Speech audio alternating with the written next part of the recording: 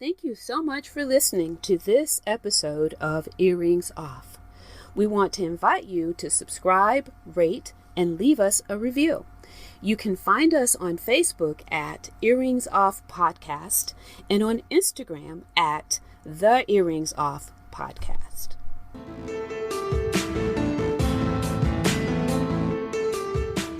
Welcome to Earrings Off. I'm Lou. And I'm Teresa. Let's get started.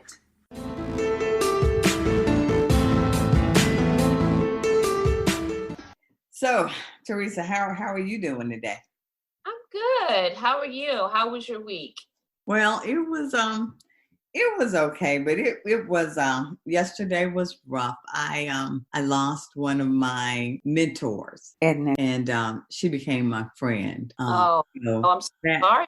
Yeah, that was a hard day. She'd been sick for a while, so even when you know it's coming, it is just it's hard. Yeah, it doesn't matter. It's someone you love, you know? Right. And the thing about her passing is, the start of our relationship when I met her, she hired me years ago. Mm-hmm. And, when I started working for her, I don't think either of us would have predicted we would have become friends. Because when I tell you it was a rocky start, it was a very rocky start.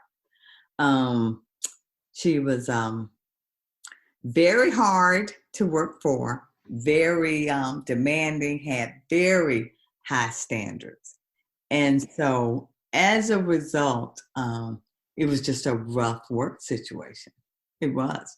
I don't know if you've ever worked for somebody like that, when you even start the job, you just know this is going to be a little bit of a challenge for me. Yeah, I have actually. Yeah. So I know what you mean by that. Yeah. So when I started, I'm telling you, she was all sweet and peaches during the interview. So that's what I thought I was getting. But then when I actually started working there, it was difficult. But she became so dear to me because of her high standards. She really believed in excellence.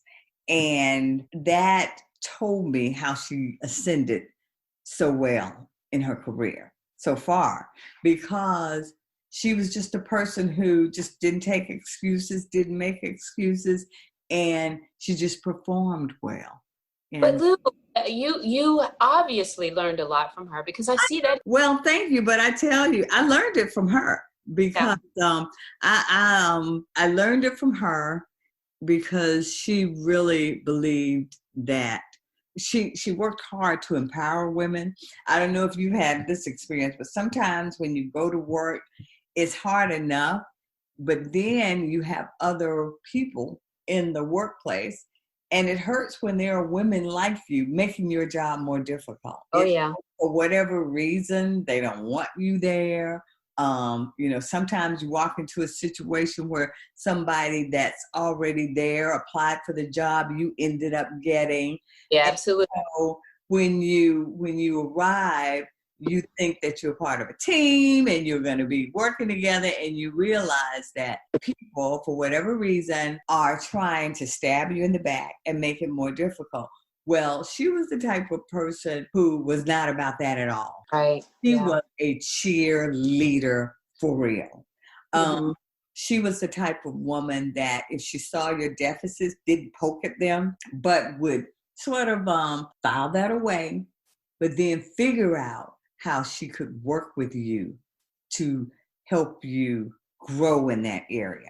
Not in a way that made you feel stupid or less than, but in a way that let you know without her saying it, no, you got this. No, I think you can do it. Right. Yeah. That's amazing. I mean, and I feel like corporate America needs more people like that. Oh, yeah. Absolutely. That's amazing. And so through her example, she not only taught me about excellence and having high standards and not apologizing for that, but being gentle with others when maybe they don't meet those standards, to try to figure out what I could do to help us get to that point. And so for that, I'll always be thankful that she was in my life. I spoke to her daughter yesterday, and we talked about her and laughed about. I said, your mom was so mean to me, as she was when we began. But I realized that, and she said later, I knew when you came in the office that you were going places, and my job was to help you get there. And she took that very seriously. And so as a result of her blessing in my life, I tried to be that to others. So but it's been a rocky day or so, but but we forge on, and it just reminds us as women, particularly you, Teresa's, heading up teams that in your profession, that we just try to look out for each other and to try to be a bit kinder with each other as we get the work done. Because I always said to staff, make no mistake, the work's got to be done. Got to be done.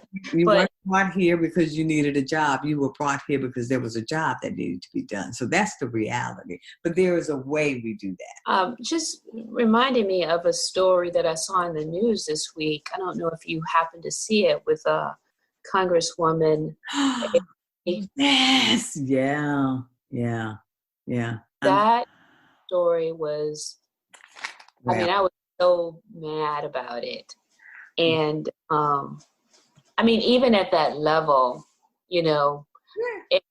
she was so eloquent in stating that. Oh my goodness. So eloquent and so brave, because so many times we are taught whatever happens to us, no matter if we're called offending names or we're touched inappropriately, you keep your mouth shut.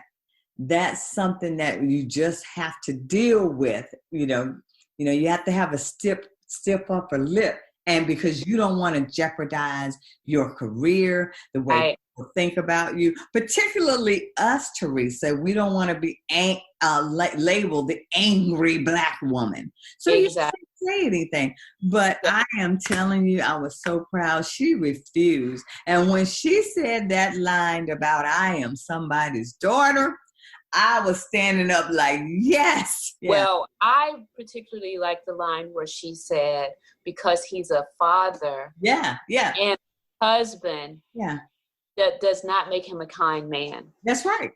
See, I was like, you go, girl. But here's the thing, Lou. She really was going to keep quiet. She admitted I know. She was going to keep quiet until he got there and lied about it. Right. Yeah. And I'm so thankful that she didn't. Right. And you know what saddens me about it is that it's not a bigger story, that he's not being called on that. He's allowed to say, no, I didn't say that when there were witnesses. Right. But you know what? And then when she talked about, and this is so true, men stand up and say, I've got a wife and I've got daughters, so certainly, I would never do this. No, you can be a monster and be married, and you're a monster and have daughters.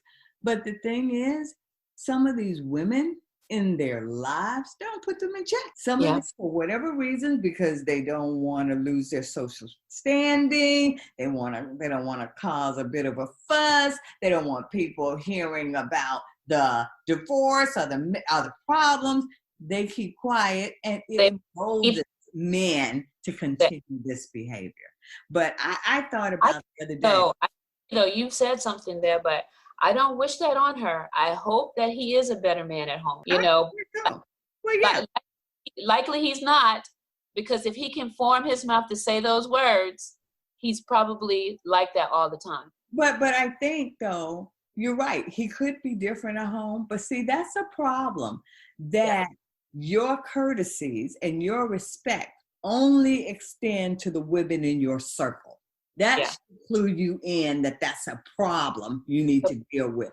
That I can only be respectful of women if it's my wife, my sisters, my nieces, but anybody else, no. then that's somehow some sub-woman, a lesser category of a woman that I don't have to be respectful to because they're not in my circle. And well, it's all about. I think it's the thing about women in the workplace. There are men out there that don't think we should be. Right. And it seems like he's one of them. Yeah. Particularly when you are so confident or arrogant that you can say such words to her with witnesses, like you said. And then because of your position, you don't even believe for a minute she would challenge you on that. Yeah. Because apparently you've done this before and have not been challenged. Exactly. So that I was driving along the other day and I was thinking the thing that has, I think, helped women's rights and women equality has been the fact that we have some fathers who now are standing up because of their daughters saying we are not going to tolerate this behavior. Mm-hmm. And they are very educated about the fact that their daughters deserve open doors and open opportunities. And they are not willing to sit idly by and see their daughters denied opportunities. Absolutely. So that's been a big help. But what's also a big help is that when these women and females in the lives of men put some men in check. Yeah. Mm-hmm. So, but that again makes me think about my dear mentor. Yeah. Because she looked out for me. Yeah. She was a female who made me believe I could do more. And so I'm thankful for that. So, because here at Earrings Off, we know better. We do better. Take good care.